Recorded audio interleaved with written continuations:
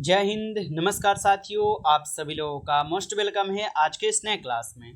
साथियों, आज के इस क्लास में हम सभी लोग पढ़ने वाले हैं बीएसएससी कार्यालय परिचारी भर्ती 2025 के एग्ज़ाम के लिए मोस्ट इम्पोर्टेंट प्रीवियस ईयर के क्वेश्चन को, जो कि साथियों आपके बीएसएससी कार्यालय परिचारी भर्ती 2025 के एग्ज़ाम के लिए काफ़ी इम्पोर्टेंट है। तो आप सभी लोग इस क्लास को बिल्कुल अच्छी तरीके से लास्ट तक देखिएगा और इस क्लास में दिए जाने वाले सभी प्रश्न को आप अच्छी तरीके से ज़रूर याद कर लीजिएगा, जिससे कि आप लोग अपने एग्जाम में सभी क्वेश्चन को आसानी तरीके से बना पाएंगे। तो चलिए साथियों, क्लास को स्टार्ट करते हैं। उनसे पहले यदि आप इस चैनल पे पहली बार जुड़े हैं तो आप इस चैनल को सब्सक्राइब कर लीजिए और सब्सक्राइब करके साथियों आप ऑल नोटिफिकेशन को ऑल पे ज़रूर दबा लीजिए, ताकि जब भी क्लास स्टार्ट हो सबसे पहले क्लास का नोटिफिकेशन आपके पास पहुँच सके। तो साथियों, आप इस चैनल को सब्सक्राइब कर लीजिए, साथ ही साथ आप इस क्लास को ज़्यादा से ज़्यादा साथियों लाइक ज़रूर कर लीजिएगा। तो चलिए क्लास को स्टार्ट करते हैं और देखिएगा क्वेश्चन क्या है। क्वेश्चन है कि 1757 में सिराजुद्दौला किसके द्वारा पराजित किया गया था। साथियों, ये सभी क्वेश्चन आपको बिल्कुल इंपॉर्टेंट और सिलेक्टेड क्वेश्चन करवा रहे हैं, जिससे कि आपके पेपर में साथियों 100% ये सभी प्रश्न आपको देखने को मिलेंगे। तो अच्छे से इन प्रश्नों को आप याद जरूर कर लीजिएगा। बताइए कि 1757 में सिराजुद्दौला ये किसके द्वारा पराजित किया गया था। तो यहाँ पे आप इस क्वेश्चन का सही जवाब साथियों ऑप्शन यहाँ पे सी कीजिएगा, क्लाइव के द्वारा पराजित किए गए थे। ऑप्शन सी सही जवाब है, क्लाइव के द्वारा। अगला प्रश्न है आपका कि निम्नलिखित यौगिकों में से किसमें आयनिक बंध नहीं है। तो निम्नलिखित यौगिकों में से किसमें आयनिक यहाँ पे बंध नहीं है। तो साथियों याद रखिएगा, मीथेन में नहीं है। ऑप्शन बी आपका सही जवाब होगा, मीथेन में नहीं है। अगला प्रश्न है कि साथियों क्वेश्चन है कि किस सिख गुरु ने गुरु नानक की जीवनी को लिखी थी। साथियों ये सभी क्वेश्चन काफ़ी इंपॉर्टेंट और वीवीआई सेलेक्टेड क्वेश्चन है, आप अच्छे से इनको किसी भी हाल में याद जरूर कर लीजिएगा। बताइए कि किस सिख गुरु ने गुरु नानक की जीवनी साथियों लिखी थी। तो यहाँ पे आप इस क्वेश्चन का सही जवाब ऑप्शन सी कीजिएगा, गुरु गोविंद सिंह। ऑप्शन सी यहाँ पे सही जवाब है। अगला प्रश्न है कि इलेक्ट्रॉन ग्रहण करने की प्रवृत्ति क्या कहलाती है। तो इलेक्ट्रॉन ग्रहण करने की प्रवृत्ति क्या कहलाती है। तो साथियों याद रखिएगा, अवकरण कहलाते हैं। ऑप्शन बी आपका सही जवाब है, अवकरण। अगला प्रश्न के साथियों क्वेश्चन है कि किस देश में दोहरी नागरिकता का सिद्धांत स्वीकार किया गया है। बताइए साथियों कि किस देश में दोहरी नागरिकता का सिद्धांत स्वीकार किया गया है। तो याद रखिएगा, संयुक्त राज्य अमेरिका का हो जाएंगे। ऑप्शन डी आपका सही जवाब है। अगला प्रश्न है कि इलेक्ट्रॉन त्यागने की प्रवृत्ति क्या कहलाती है। बताइए साथियों कि इलेक्ट्रॉन त्यागने की प्रवृत्ति क्या कहलाती है।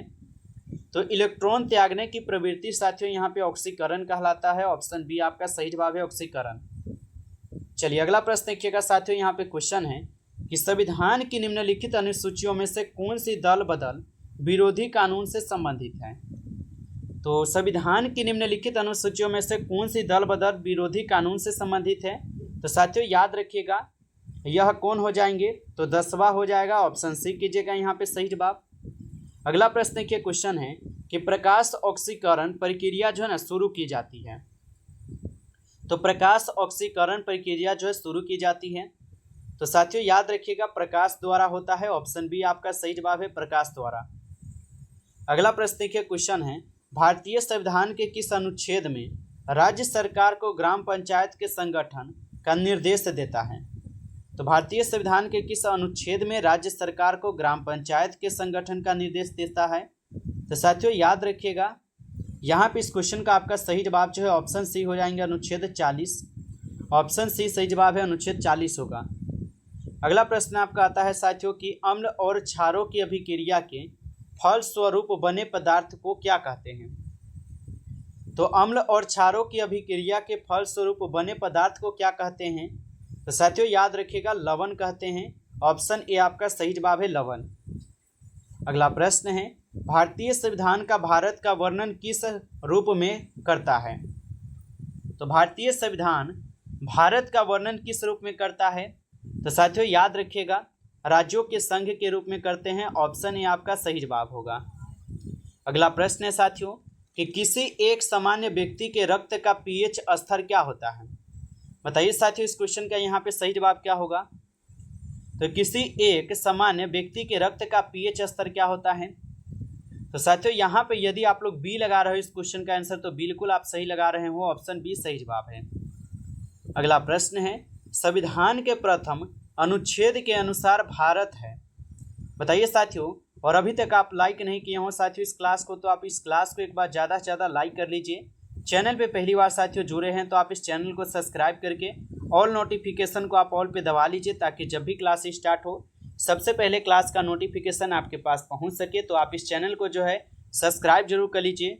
साथ ही साथ आप जो है पीडीएफ के लिए साथियों हमें कमेंट में जरूर बताइएगा यदि आपको रिवीजन के लिए पीडीएफ चाहिए तो। और बताइए यहाँ पे कि संविधान के प्रथम अनुच्छेद के अनुसार भारत क्या है। तो संविधान के प्रथम अनुच्छेद के अनुसार जो है भारत जो है साथियों, ये भारत यहाँ क्या है, तो ये राज्यों का यूनियन है, ऑप्शन यानी कि संघ है। ठीक है, राज्यों का संघ बोल सकते हो, ऑप्शन सी सही जवाब है, राज्यों का संघ होगा। अगला प्रश्न है कि अमोनियम क्लोराइड का जलीय विलय होता है। तो अमोनियम क्लोराइड का जो जलीय विलय होता है साथियों होता है, तो यह कैसा होता है, तो ये क्षारीय होता है, ऑप्शन सी को सही जवाब कीजिएगा, क्षारीय। अगला प्रश्न देखिए, क्वेश्चन है मौलिक अधिकारों में संशोधन करने में कौन सक्षम है। तो मौलिक अधिकारों में संशोधन करने में कौन सक्षम हो जाएंगे, तो संसद हो जाएंगे, ऑप्शन बी आपका सही जवाब है, संसद हो जाएगा। अगला प्रश्न देखिएगा साथियों, क्वेश्चन है भारतीय राज्यों का भाषाई आधार पर पुनर्गठन किस वर्ष जो है ना किया गया था। तो भारतीय राज्यों का भाषाई आधार पर पुनर्गठन किस वर्ष किया गया था। तो साथियों याद रखिएगा 1956 में किए गए थे, ऑप्शन बी इस क्वेश्चन का सही जवाब है। अगला प्रश्न देखिए, क्वेश्चन है आपका कि प्राकृतिक गैस में मुख्यतः क्या रहता है। बताइए साथियों कि प्राकृतिक गैस में मुख्यतः क्या रहता है। तो प्राकृतिक गैस में जो है मुख्यतः मीथेन रहते हैं, ऑप्शन डी को साथियों यहाँ पे सही जवाब कीजिएगा, मीथेन रहता है। चलिए अगला प्रश्न देखिएगा साथियों, क्वेश्चन है कि अवध के किस नवाब ने सहायक संधि पर हस्ताक्षर किए थे। तो अवध के किस नवाब ने सहायक संधि पर हस्ताक्षर किए थे, तो याद रखिएगा शहादत खां हो जाएंगे, ऑप्शन डी इस क्वेश्चन का यहाँ पे आपका सही जवाब है, शहादत खां। अगला प्रश्न देखिए, क्वेश्चन है हाइड्रोजन के जलने से संबंध प्रक्रिया क्या है। तो हाइड्रोजन से जलने से संबंध प्रक्रिया हो जाएंगे यहाँ पे क्या, तो ऑक्सीकरण हो जाएंगे, ऑप्शन डी इस क्वेश्चन का सही जवाब है। अगला प्रश्न है नीति निर्देशक तत्वों का महत्व किसके लिए है। बताइए आप लोग कि नीति निर्देशक तत्वों का महत्व जो ये किसके लिए हो जाएंगे।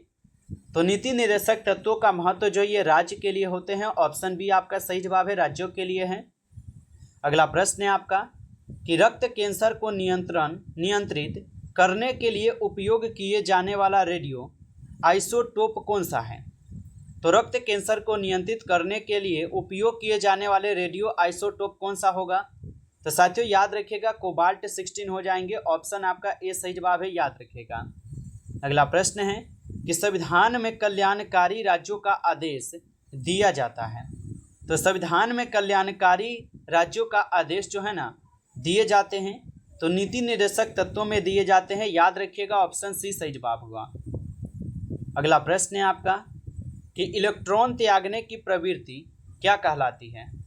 तो इलेक्ट्रॉन त्यागने की प्रवृत्ति क्या कहलाती है, तो याद रखिएगा ऑक्सीकरण कहलाता है, ऑप्शन सी सही जवाब है, ऑक्सीकरण कहलाता है।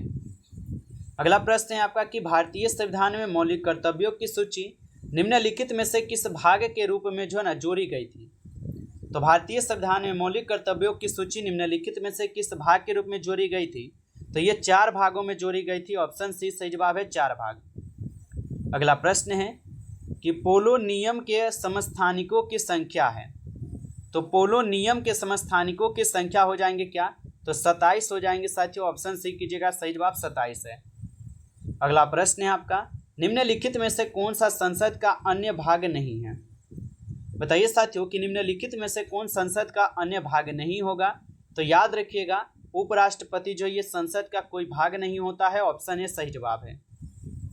अगला प्रश्न है कि वे पदार्थ जो जलकर ऊष्मा प्रदान करते हैं क्या कहलाते हैं। तो वे पदार्थ जो जलकर ऊष्मा प्रदान करते हैं वे साथियों ईंधन कहलाते हैं, ऑप्शन बी आपका सही जवाब होगा, ईंधन कहलाता है।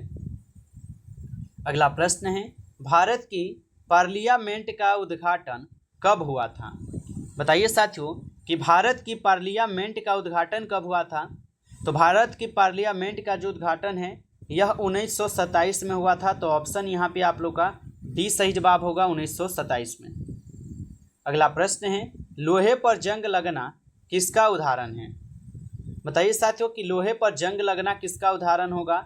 तो लोहे पर जंग लगना ऑक्सीकरण का उदाहरण होगा। ऑप्शन सी सही जवाब है, ऑक्सीकरण।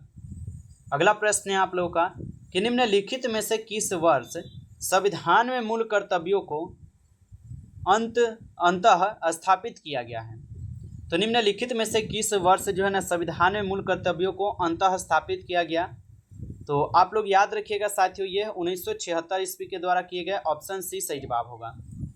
नमस्कार साथियों, इस क्लास में कुल आपके 30 क्वेश्चन थे जो कि काफ़ी इंपॉर्टेंट क्वेश्चन थे ये सभी क्वेश्चन।